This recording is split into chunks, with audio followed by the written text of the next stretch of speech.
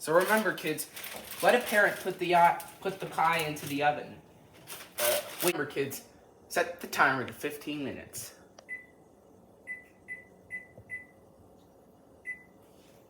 There. While the base of the pie bakes, kids, you need to peel the core and thinly slice the apples. But get a parent to do that.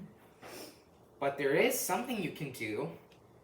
You can put the small bowl of mixed sugar and cinnamon into the apples. Pour that over apples and stir them so they'll all get coated.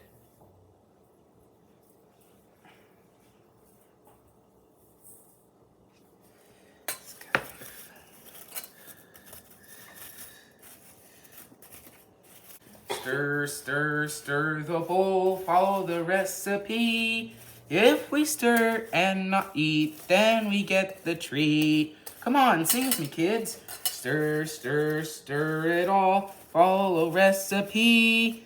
If we stir and not eat, then we get the treat.